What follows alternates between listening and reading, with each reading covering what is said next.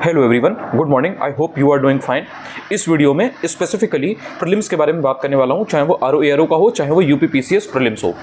जितेंद्र जी हैं, उनका कमेंट आया हुआ था कि पिछली 2 बार से यानी कि 2 सालों से यानी कि 2022 में और 2023 में बॉर्डर लाइन पर आकर के प्रीलिम्स रुक जा रहा है। लाइक 105 नंबर, कभी 109 नंबर, इस टाइप से हो रहा है। He is already selected as CDPO, but ये है कि एक्चुअल में अगर अपनी पोस्ट वगैरह को अपग्रेड करना है तो उसके लिए अगर एग्जाम वगैरह दे रहे हैं तो नहीं हो पा रही हैं चीज़ें। So how to do that? ये जो प्रॉब्लम होती है कि लास्ट में 2-4 नंबर से, एक नंबर से, 3 नंबर से ये जो प्रीलिम्स रुक जाता है, उसका क्या कारण है या उसको कैसे इंप्रोवाइज किया जा सकता है सो दैट आपका कम से कम प्रीलिम्स ना रुके। मेंस में कई बार लोग बहुत अच्छे होते हैं, लाइक उनकी अंडरस्टैंडिंग काफ़ी अच्छी होती है, पहले से प्रिपरेशन काफ़ी अच्छी होती है। सो मेंस में it's not a big deal कि मतलब पता होता है कि ठीक है यहाँ पे मैनेजेबल है, अफोर्डेबल है, कर ले जाएंगे, इतना तो कर ही ले जाएंगे कि कम से कम इंटरव्यू की कॉल आ जाए। लेकिन प्रीलिम्स ही नहीं होता है तो वो अपने आप में बहुत बड़ा पेन होता है। सो उसके लिए क्या किया जाए? देखिए, इसमें कुछ चीज़ें होती हैं, उनको आपको बहुत ध्यान देना है। पहली चीज़ क्या होती है, जब भी कभी आप एग्जाम देकर के आएँ तो ये आपके पास अगर रखी हो ओएमआर शीट वगैरह जो भी आपकी होती है, जो आपको एक कार्बन कॉपी मिल जाती है, उस पर सबसे पहले आपको ध्यान देना है कि उसमें आपने कितने बबल फिल किए हुए हैं और क्या ये वही बबल है जो एक्चुअल में आपको लगाने थे। यानी कि देखिए, बहुत बार क्या होता है ना, ये चीज़ आप ऑब्जर्व करोगे जब आप इसको ढंग से एनालाइज करोगे कि आपने सपोज जो क्वेश्चन पेपर है उसमें क्वेश्चंस को सॉल्व किया, इसका ए है, इसका बी है, इसका सी है, इसका डी है, इस तरह से आपने पूरे पेपर में जितने क्वेश्चन अटेम्प्ट करने थे वो आपने किया। जब ओएमआर में फिल करने की बात आई, चाहे आप पहले भर रहे हो या बाद में उसको फिल कर रहे हो, आपने 2-4 क्वेश्चन को, 3 क्वेश्चन को उसमें फिल ही नहीं किया, बबल को किया ही नहीं है। आपको ऐसा लग रहा है कि आपने इतने क्वेश्चन अटेम्प्ट किए हैं, लेकिन इन एक्चुअल आपने उस क्वेश्चन को वहां पर अटेम्प्ट नहीं किया हुआ है क्योंकि आपने बबल नहीं किया उसको, ओएमआर को। तो एक्चुअल में तो आपका वो नहीं हुआ ना, काउंट नहीं होने वाला वो, जब आपने ओएमआर में ही आंसर नहीं किया हुआ है। एक प्रॉब्लम ये होती है, ये जरूर चेक करिएगा, बहुत लोगों के साथ ये होता है, उनको लगता ही नहीं है, वो सोचते हैं अरे हमने तो पेपर में सॉल्व किया था, ये तो क्वेश्चन मुझे आता था, ये तो मैं करके आई थी, मैंने तो 125 हर हालत में किए थे, इसमें से काट पीट करके इतना तो आ ही जाएगा। लेकिन पता लगा उन्होंने 3 क्वेश्चन ओएमआर में फिल ही नहीं किए थे। अब 3 क्वेश्चन अगर आपको सही सही आते थे और 1.33 आप उसका कर लीजिए कितना हुआ, तो सीधे सीधे आप 4-5 नंबर पीछे हो रहे हो, 6 नंबर पीछे हो रहे हो, इस तरह से जितने भी क्वेश्चन आप गलत करते हो। पहली चीज़ तो ये। दूसरी चीज़ ये कि जो आपकी एक्यूरेसी है, जो क्वेश्चंस आप अटेम्प्ट कर रहे हो, जितने क्वेश्चन आपके गलत हो रहे हैं और जो आपकी एक्यूरेसी निकल के आ रही है, ये प्रैक्टिस आपको पहले से करके जाना है। ये आपका सॉर्ट ऑफ होमवर्क है, ये आपकी नेट प्रैक्टिस है। जैसे अगर आपका कल सपोज मैच है, किसी तगड़ी टीम के खिलाफ है, तो आप पहले से प्रैक्टिस करते हो क्योंकि ठीक है बाउंसर के खिलाफ ये करना है, अगर स्लो पिच आ रही है तो ये करना है, पिच के अकॉर्डिंग अगर स्पिनर्स को है तो आप स्पिन के हिसाब से करते हो ना प्रैक्टिस। तो उसी तरह से आपको घर पर प्रैक्टिस करनी है कि मेरे कितने क्वेश्चन मुझे अगर मैं अटेम्प्ट करता हूँ तो मेरे इतने क्वेश्चन आ जाते हैं नेट में करेक्ट। इससे क्या होता है ना कि आप ये जान पाते हो कि आप कितने क्वेश्चंस के अराउंड प्ले कर रहे हो। देखो, ऐसा कभी भी नहीं होगा कि आपने प्रैक्टिस बिल्कुल भी नहीं करी, या जो आपने प्रैक्टिस कर रखी है उसमें आप अटेम्प्ट कर रहे हो 100-110 के आसपास, 150 क्वेश्चंस में से यूपीपीसीएस प्रीलिम्स के बारे में I am talking about, and आप एग्जाम में सडनली गए एंड आपने 145 अटेम्प्ट कर दिए। आपके नेगेटिव्स ज़्यादा होंगे, आपके क्वेश्चंस गलत ज़्यादा होंगे, बिकॉज आपने उस चीज़ को एनालाइज नहीं किया। और एक एक क्वेश्चन की वैल्यू होती है, क्योंकि 1.33 मार्क्स आपको वो देता है और नेगेटिव का आप जान ही रहे हो कि 1/3 नेगेटिव मार्किंग भी है। So what really important is कि जो क्वेश्चंस का आपका रेशियो है जिसको आप अटेम्प्ट कर रहे हो, लाइक आपने 120 करने हैं, 150 में से 135 करने हैं, 140 करने हैं, ये सबका इंडिविजुअल होता है और ये आप प्रैक्टिस के थ्रू पहले ही देख लो।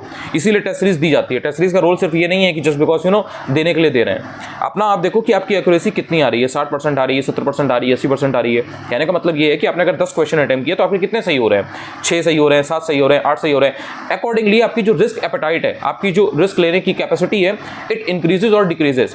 अगर आपके 10 में से 8 सही हो रहे हैं, 9 सही हो रहे हैं, तो आप ज़्यादा अटेम्प्ट करोगे तो आपको फायदा होगा। अगर आपके 10 में से 5 ही सही हो रहे हैं तो अभी आपको अपनी एक्यूरेसी पर काम करने की जरूरत है। ये बहुत मैटर करता है। देखो, एक लेवल के बाद जैसे आप जब बॉर्डर लाइन पे आ गए हो, आपका 1 नंबर, 2 नंबर, 3 नंबर से रुक रहा है, एंड ये उन सब लोगों के लिए जिनका 1, 2 नंबर, 3 नंबर, 4 नंबर से प्रीलिम्स रुक जाता है। तो आपको ये ध्यान देना है कि जो आपका नॉलेज वाला पार्ट है, जो आपका कंटेंट है, जो आपके पास जो होता है, ये बेसिक चीज़ें होती हैं, वो आपकी एनफ है। ऐसा नहीं है कि आप उसकी वजह से मात खा जा रहे हो, उसकी वजह से फेल हो जा रहे हो। वो इसलिए नहीं हो रहा है क्योंकि आपका जो एप्टीट्यूड है, जो आपकी एक्यूरेसी है, जो आपके क्वेश्चंस को अटेम्प्ट करने का तरीका है, कौन से क्वेश्चंस को अटेम्प्ट करना है, जिनको स्किप करना है, उसमें लेकर के कहीं ना कहीं आपके कुछ क्वेश्चंस में गलती हो रही है। स्टार्टिंग के आपने 1 घंटे में बहुत अच्छा परफॉर्म किया, आपने 1 घंटे में 70-80 क्वेश्चन निकाल लिए, 65 निकाल लिए और उसमें से आपके मेजॉरिटी में सही है। सेकंड वाले जो राउंड है उसमें आपने जो क्वेश्चंस अटेम्प्ट किए उसमें आपके मेजॉरिटी के गलत हो गए and you are out of the race. ये बहुत लोगों के साथ होता है क्योंकि स्टार्टिंग में ये होता है कि आपको पता होता है कि चलो ठीक है, पहले इजी टू मॉडरेट टाइप के क्वेश्चंस को पिक करना है एंड देन पहले उसको सही कर लेना है, देन उसके बाद में सेकंड राउंड चलाना है, सेकंड राउंड के बाद थर्ड राउंड। बहुत से लोगों का नहीं आता है, किसी किसी का आ भी जाता है। सो पूरे 2 घंटे में ये दिमाग चलाते रहना और कॉन्शियसली डिसीजन लेते रहना कि ओके ठीक है, पहले मैंने 150 में से 60 70 80 90 क्वेश्चन जो भी पहले राउंड में हुए 30 40 50 मिनट में वो मैंने निकाल लिए। दूसरे राउंड में मुझे वो क्वेश्चंस करने हैं जिसमें मैं कम से कम 2 ऑप्शंस को एलिमिनेट कर ले जा रही हूँ। देखो पहले क्या होता है, जो एकदम शॉर्ट वाले हैं उनको कर लिया, फिर उसके बाद में ये देखा जाता है कि जिसमें कम से कम 2 ऑप्शन हटा ले रहे हो उनको तो अटेम्प्ट करो, 2-3 ऑप्शन जिसमें हट गए आपके उसको करो। बाद में फिर वो वाले क्वेश्चन अटेम्प्ट किए जाते हैं जिनमें ये होता है कि एक भी ऑप्शन अगर हटा लिया है लेकिन आपको चांसेस लग रहे हैं तो आपने कर लिया, क्योंकि अगर आपने 2 ऑप्शन हटा लिए और 2 ऑप्शन बचे हैं तो आपकी 50-50% तो प्रोबेबिलिटी रही है ना, मतलब हो गई है ना कि आपका सही हो सकता है, या तो ए होगा या सी होगा। तो वहां पर आपको अटेम्प्ट लेने चाहिए। जिसमें एक ही ऑप्शन हटा है और 3 ऑप्शन है वहां पर आपकी 33% की चांसेस है मोर और लेस। तो वहां पर फिर आपको ध्यान देना है कि बहुत ही कॉशियसली अटेम्प्ट लेना है। अगर आपके अटेम्प्ट बहुत ज़्यादा कम हो गए हैं, मतलब आपने बहुत ज़्यादा क्वेश्चन अटेम्प्ट ही नहीं किए हैं, आपके बहुत ज़्यादा है ही नहीं, तो फिर आपको अटेम्प्ट करना पड़ेगा, वरना कोई फायदा नहीं है। नहीं भी अटेम्प्ट करोगे तब भी फेल हो, तो इसलिए फिर वहाँ पर अपना रिस्क ले लो। लेकिन अगर आपने 80-90 क्वेश्चन सही कर लिए हैं, 95 क्वेश्चन आपने सही कर लिए, आपको पता है इसमें से 2-4 गलत होंगे, बाकी गलत नहीं होंगे, तो उसके बाद में पहले वो क्वेश्चन अटेम्प्ट करो जिसमें 2 हटा लिए हैं, 2 बचे हैं, उसमें से फिर 10 20 25 जितने आपके निकल जाएँ। और उसके बाद देख लो कि मेरे नेट में करेक्ट कितने आ जाएंगे। और ये आपका प्रैक्टिस आपको जब घर पर करोगे ना, तो उससे आपको ये फिगर आउट करने में आसानी होगी कि मैं पहले राउंड में अगर सपोज 90 करती हूँ, दूसरे राउंड में अगर 120-25 और करता हूँ, तो इन ऑल मेरे अगर 130 अटेम्प्ट होते हैं तो उसमें मेरे 15 के आसपास गलत होते हैं, 115 के आसपास मेरे सही हो जाते हैं, या 110 के आसपास सही हो जाते हैं। फिर उसके बाद भी उसमें से अगर आप नेट में काट वाट के करोगे तो मेरे 100-105 निकल आते हैं, 95 के आसपास निकल आते हैं। तो अकॉर्डिंगली आपको इस तरह से स्ट्रेटेजाइज करना है और वही स्ट्रेटेजी एग्जाम में लगानी है। अगर घर से आपने प्रैक्टिस नहीं की तो वहां पर जाकर के इस चीज़ में आप कहीं ना कहीं चूक जाओगे। ऑल्सो जो क्वेश्चन आपके गलत हुए, सपोज आपने, मैं मान के चलाऊं कि आपने 140 क्वेश्चन को अटेम्प्ट किया, 10 क्वेश्चन आपने अटेम्प्ट नहीं किए, 10 क्वेश्चन आपने अटेम्प्ट नहीं किए, अब 140 में से आपके 20 गलत हुए हैं और 120 आपके सही हुए हैं। अब इसमें गेम समझो कि कैसे एनालाइज किया जाता है। जो आपने 10 क्वेश्चन अटेम्प्ट नहीं किए, पहले उनको ये देखो कि क्या वो आपको बिल्कुल नहीं आते थे। ध्यान रखना, कभी भी वो क्वेश्चन अटेम्प्ट मत करना जिसमें आपको चारों ऑप्शन में से एक के बारे में भी कोई रैंडम आइडिया भी नहीं लग रहा है, ना ही आपने पढ़ा है, ना ही आप उसमें कुछ मीनिंग ड्राइव कर पा रहे हो, कोई क्लू नहीं है, you are clueless about that particular question. ऐसे क्वेश्चन में आपको गेस नहीं लेना है, ये ब्लाइंड गेस है, आपका शर्तिया गलत होगा। सो अगर आपने ऐसा किया, यू आर फाइन, कोई दिक्कत नहीं है, बिल्कुल सही जा रहे हो आप, you are on right track. लेकिन अगर कुछ क्वेश्चंस ऐसे थे जो आप, या तो आपके पास टाइम नहीं बचा तो आपने उस क्वेश्चन को ढंग से रीड नहीं किया, या आपको आता था बट आप थोड़ा डाउटफुल थे, स्केप्टिकल थे कि ये होगा या ये होगा, पर आपने क्वेश्चन को अटेम्प्ट नहीं किया। लेकिन अगर उस क्वेश्चन को आप अटेम्प्ट करते तो आपके, मतलब आपके दिमाग में आ रहा था, आपके मन से आ रहा था, एक इंट्यूशन आपकी कह रही थी कि इसका आंसर यही होगा, बट आपने अटेम्प्ट ही नहीं लिया, आप दूसरे क्वेश्चंस को करने में लगे हुए थे जो आपने पहले 2-3 बार पढ़े थे, और वो क्वेश्चन आपने स्किप कर दिया, और वो क्वेश्चन अगर आप अटेम्प्ट करते तो सही हो जाता। तो ऐसे क्वेश्चंस को आपको देखना है। यहाँ पर आपकी जो डिसीजन मेकिंग है ना, उसने आपको फेल कराया है, नॉलेज ने फेल नहीं कराया, क्योंकि आपको पता था कि ये आंसर इसका हो रहा है, बट आपने उस क्वेश्चन को अटेम्प्ट ही नहीं लिया। तो एक तो वो ब्लाइंड गेस वाला था कि आपको ब्लाइंड गेस वाले नहीं करने हैं, अगर आपने किए हैं तो आपको नहीं करने हैं। आपको चारों ऑप्शन में अगर आइडिया नहीं लग रहा है और तब भी आपने अटेम्प्ट कर दिया, तो ऐसे क्वेश्चन को ना करें। जो क्वेश्चन आपने छोड़े हैं उसमें ये ध्यान रखिए कि जब आप उनको छोड़ रहे हो तो अगर आप उनको अटेम्प्ट करते तो क्या वो सही होता, तो आपको वहां पर लिखना है कि ओके ठीक है, ये क्वेश्चन मुझे सही लग रहा था बट स्टिल मैं इसको नहीं कर पाया क्योंकि मुझे यहाँ पर थोड़ा डाउट हो रहा था। तो ऐसे क्वेश्चन को अटेम्प्ट करना है। और इसके कंपेरिजन में जो क्वेश्चन आपने गलत किए हैं उसमें ये देखो कि मैंने ये क्यों अटेम्प्ट किया। मैं अगर पहले ए लगा रही थी और बाद में मैंने डी ऑप्शन पर स्विच किया है, मैंने ऐसा क्यों किया, ये क्या रीज़न था, ऐसा क्या थॉट मेरे दिमाग में आया कि मैंने इसको हटा करके ये चुन लिया। तो वो जो चीज़ होती है ना ओवर थिंकिंग की, कई लोगों के साथ ये होता है कि ओवर थिंक बहुत करते हैं। पहले उन्होंने, उनके दिमाग में जैसे उन्होंने क्वेश्चन रीड किया, तुरंत आंसर फ्लैश हुआ, तुरंत चमका कि ओके ठीक है इसका ए होगा। अब वो उसको एक लगाने की बजाय, आगे बढ़ने की बजाय उन्होंने फिर सोचा अच्छा चलो ठीक है अभी इसको एक बार सी भी लग रहा है, फिर उन्होंने बाकी के ऑप्शन पढ़े, लग रहा है डी भी लग रहा है, फिर वो कंफ्यूज हो गए। उस चक्कर में क्या हुआ, उन्होंने बाद में ए चूज नहीं किया जो कि सही आंसर था, बाद में वो बी सी और डी पर आ गए। सो जितना ज़्यादा पढ़ोगे उतना ज़्यादा कंफ्यूजन होगा। सो बहुत ज़्यादा ओवर थिंक नहीं करना होता है। तो अगर आप वो चीज़ कर रहे हो तो उसको वहीं पर लिख लो कि मैंने इतने क्वेश्चंस में ओवर थिंक किया है एंड ये मेहनत का काम है। लेकिन ये मेहनत आपकी आगे की जो चीज़ है ना उसमें एक तो आपको बहुत ही शार्प बना देगी, रेजर शार्प, एंड आपकी मेहनत आगे बच जाएगी। इसमें अगर आप 150 क्वेश्चन में ये पूरी चीज़ कर लोगे, उसमें भी बेसिकली जो क्वेश्चन आपने अटेम्प्ट नहीं किए हैं और जो क्वेश्चन आपके गलत हुए हैं, मोर और लेस 50 क्वेश्चन के आसपास ये रेशियो आपका होता है। 15, 20, 25 के आसपास गलत होते हैं, 10, 15 इंसान ने छोड़े होते हैं, तो 50 के आसपास ये गेम होता है। 100 के आसपास तो जनरली सही होते हैं। तो जो सही हुए हैं उसमें बहुत ज़्यादा लोड नहीं लेना होता है, बिकॉज वो आपने सही किए हुए हैं। उसमें बस इतना देख लो कि कुछ क्वेश्चन ऐसे भी होंगे जिसमें आपने ज़्यादा पढ़ा नहीं होगा, कॉन्सेप्चुअल टाइप के भी होंगे, कुछ फैक्चुअल भी होंगे, आपने ज़्यादा पढ़ा नहीं होगा बट आपने उसको गेस किया है। लेकिन वो कहीं ना कहीं जो आपके पास नॉलेज थी, जो इन्फॉर्मेशन थी, उसके बेसिस पे गेस किया, तो वो प्योर तुक्का नहीं है, ऑब्वियसली वो इंटेलिजेंट गेसिंग है, लेकिन वो आपका सही हो गया है। लेकिन आप श्योर नहीं थे उसमें, आपको लग रहा था तो आपने मार दिया एंड वो सही हो गया। तो उसको लेकर के थोड़ा देख लो कि ओके ठीक है, I need to read this topic, यहाँ पर मैं श्योर नहीं था, मैंने अटेम्प्ट लिया था, सही हो गया, लेकिन इसको लेकर के बहुत ज़्यादा खुश होने की जरूरत नहीं है, क्योंकि अगली बार हो सकता है कि वैसे ही क्वेश्चन आए एंड आप उसको गलत कर दो। सो ऐसे क्वेश्चंस में बस सही वालों में आपको देख लेना है, लेकिन जो स्किप किए हैं क्वेश्चंस उसमें बहुत ध्यान से आपको देखना है, क्योंकि जो आपने क्वेश्चन स्किप कर दिए ना, हो सकता है आपने 10 क्वेश्चन स्किप किए, 10 में से आप 6 अटेम्प्ट करते और आपके 4 सही हो जाते। आपको उसके बारे में कुछ नॉलेज थी, या आप उसको लेकर के थोड़ा जिस तरफ जा रहे थे, जिस ऑप्शन की तरफ, वो सही जा रहा था। तो एक तो जो अटेम्प्ट नहीं किए उसमें ये ध्यान रखना। गलत वाले में ये जरूर देख लो कि क्यों गलत हो रहे हैं, क्या आप ओवरथिंक करते हो, ये वाला मैंने आपको बता दिया। उसके अलावा ये भी देख लो कि फैक्चुअल क्वेश्चन गलत हो रहे हैं या कॉन्सेप्चुअल गलत हो रहे हैं। अब अगर कॉन्सेप्चुअल गलत हो रहे हैं तो वो बहुत बड़ी ब्लंडर है। क्यों? क्योंकि कॉन्सेप्चुअल क्वेश्चंस में गलत होने के चांसेस बहुत कम होते हैं अगर आपने उसको 1 बार 2 बार 3 बार ढंग से रीड कर लिया है। सो अगर आपका कॉन्सेप्चुअल पार्ट गलत होता है तो वहीं पर आप लिख लो कि ओके ठीक है, कॉन्सेप्चुअल पार्ट मेरा गलत होता है, ये टॉपिक्स मुझे पढ़ने हैं। और रिपीटेडली क्वेश्चन रिपीट होते हैं, देखो उससे ऐसा नहीं है कि जो टॉपिक आया हुआ है उससे वो पहली बार ही एकदम आ गया, उसके पहले भी क्वेश्चन उस टॉपिक से आए हुए होंगे। यूपीपीएससी में ये चीज़ 100% काम करती है। सो उस टॉपिक को आपको पढ़ लेना है। जैसे रिवर्स पर क्वेश्चन आया, आपसे गलत हो गया, सो रिवर्स में आपको देखना है कि पहले तो कौन कौन सी रिवर्स पूछी गई हैं, और जो रिवर्स पूछी गई हैं क्या उनके बारे में पहले पूछा जा चुका है? यस, पूछा जा चुका है, तो उनको आपको ढंग से पढ़ लेना है। अब नेक्स्ट टाइम कभी भी उन रिवर्स से रिलेटेड क्वेश्चन आएगा तो आप उसको गलत नहीं करोगे। तो इस तरह से आपने जो भी 20-25 क्वेश्चंस को किया हुआ है उसमें आपको ध्यान से देखना है। एक चीज़ और ध्यान रखना, जब इजी टू मॉडरेट टाइप के क्वेश्चंस को अटेम्प्ट कर रहे हो तो उस पर ज़्यादा फोकस करना जिस सब्जेक्ट को आपने ढंग से पढ़ा हुआ है, जिस पर आपकी कमांड है। Because chances are very very high कि जिस सब्जेक्ट को आपने ज़्यादा पढ़ा है, जिसमें आपने ज़्यादा मेहनत कर रखी है, उसमें आपको थोड़ा ईजी होगी in comparison to those questions या दो सब्जेक्ट्स जिसमें आपने थोड़ा कम मेहनत की है। कहने का मतलब ये है कि सपोज आपको पॉलिटी और एनवायरनमेंट बहुत अच्छे से आती है, आपने उसको कई बार पढ़ रखा है, पहले भी पढ़ रखा है, सपोज आपका ऑप्शनल था यूपीएससी के लिए या किसी एग्जाम के लिए, आप PSIR वगैरह, अब पॉलिटी आपकी अच्छी है तो पॉलिटी के क्वेश्चन पहले पिक करो। 20 से 22 क्वेश्चन, 18 क्वेश्चन आपको यूपीपीसीएस में मिलेंगे अगर, और 20 में से अगर आपने 17 वहाँ सही कर दिए तो आपका कॉन्फिडेंस एकदम यहाँ पर पीक पर होगा। इसी तरीके से एनवायरनमेंट है, बहुत ही डायरेक्ट स्ट्रेट फॉरवर्ड टाइप के क्वेश्चन आते हैं, आता है तो आता है, नहीं आता है तो नहीं आता है।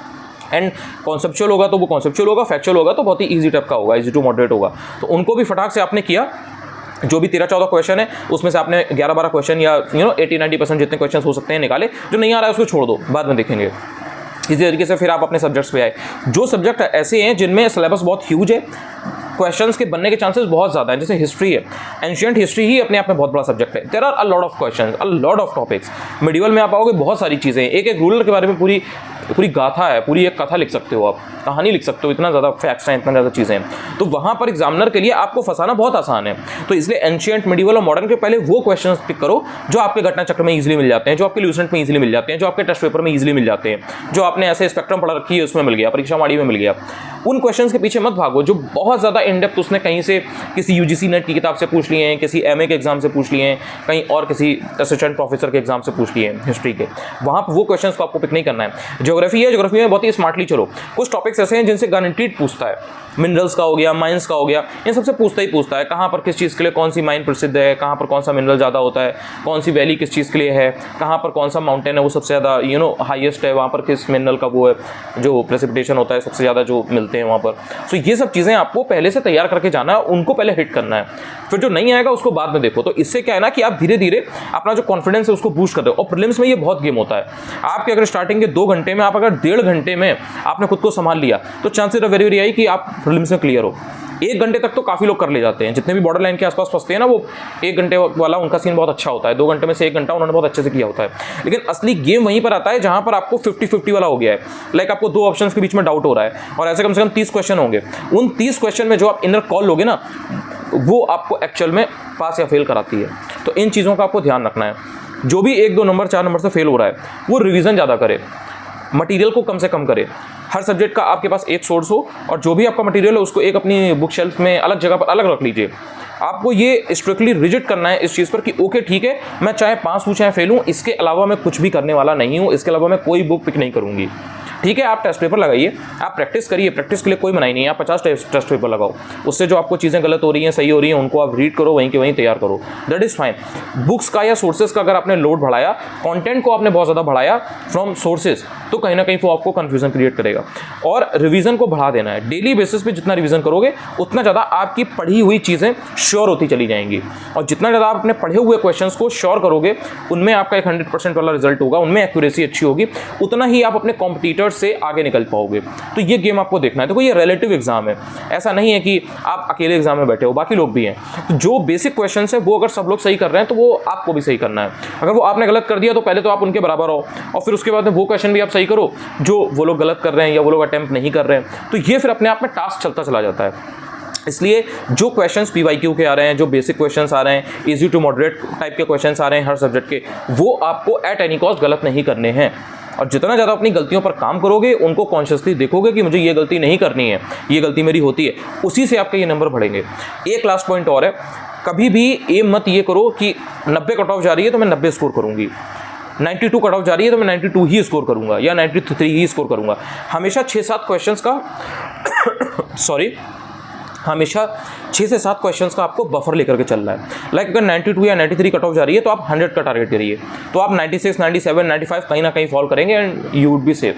ये आपको ध्यान रखना है। ठीक है, ऊपर नीचे होता है, दैट इज़ फाइन, कोई उसमें दिक्कत नहीं है, लेकिन आपका टारगेट ये होना चाहिए। जितने भी 1-2 नंबर 3 नंबर से जो नहीं कर पा रहे हैं क्लियर, उनमें कहीं से भी ये प्रॉब्लम नहीं है कि उनके अंदर पोटेंशियल नहीं है, कैलिबर नहीं है, बस उनको थोड़ा सा स्मार्टली प्ले करना है। बहुत ही एक तो पेशेंस रखना है, और कॉन्फिडेंस आपका जितना ज़्यादा आप हार्डवर्क करोगे स्मार्ट वर्क के साथ में, उतना ज़्यादा आपका कॉन्फिडेंस बूस्ट होगा। प्रैक्टिस के साथ आपकी वो जो डर होता है ना अंदर से, वो निकलेगा। और जब आपके कंसिस्टेंटली टेस्ट में मार्क्स आने लगेंगे 105, 107, 110, 112, 115, कभी 125 भी आएगा, कभी 100 भी आएगा, तो आपको इतना अच्छा लगेगा, आप अंदर से जान जाओगे कि कैसा भी पेपर आए मैं इतना तो कर ही लूँगा, इससे कम तो मेरे नंबर नहीं बनेंगे, इतना तो मैं करके आती ही हूँ, इतना तो मेरा है। और ये चीज़ ऐसी होती है ना कि एग्जाम में जब आपको डिसीजन मेकिंग करनी होती है ना, तो आप बहुत ही स्मार्टली डिसीजन मेकिंग कर पाते हो।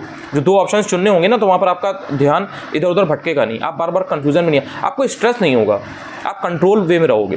और वो कहीं ना कहीं आपको सीधे 4 क्वेश्चन आपके सही कराएगा। एंड आप देखोगे कि अगर आपको 110 नंबर लाने थे तो आपके 120 आ रहे हैं, 118 आ रहे हैं। तो यही बस कुछ चीज़ें हैं, लेकिन ये इनमें मेहनत लगती है, स्टार्टिंग में मेहनत ज़्यादा लगती है। जितना ज़्यादा अपने को देखोगे, इसीलिए मैं कह रहा हूँ कि OMR को ज़रूर ध्यान से देखना, और जो पेपर होता है ना ऑफिशियल पेपर, अगर आपके पास वो है, उससे बार बार देखिएगा, क्योंकि वो जो आपकी जो दिमाग में जो एक कॉपी बन गई ना, एक जो आपके दिमाग में प्रिंट हो गई चीज़ कि आपने किस तरह से क्वेश्चंस को पहले अटेम्प्ट किया था, कौन सा था क्या था, वो जो ऑप्शंस फ्रेम करने का तरीका है, वो एक अलग ही फील देता है। तो उसको जितना ज़्यादा आप एनालाइज करोगे ना, उतना ज़्यादा आपको बेनिफिट होगा। आई होप कि इससे आप इन सब चीज़ों को आप अगर इंप्लीमेंट करोगे तो डेफिनेटली आपको हेल्प मिलेगी। पहली बार अगर मेरा ये वीडियो आप यूट्यूब पर देख रहे हैं तो आप चाहें तो चैनल को सब्सक्राइब भी कर सकते हैं। अनुज चतुर्वेदी UPPSC टेलीग्राम चैनल भी आप ज्वाइन कर सकते हैं। Thank you so much. कोई और अगर डाउट्स हो प्रीलिम्स को लेकर के तो definitely you can drop in comments. Thank you so much.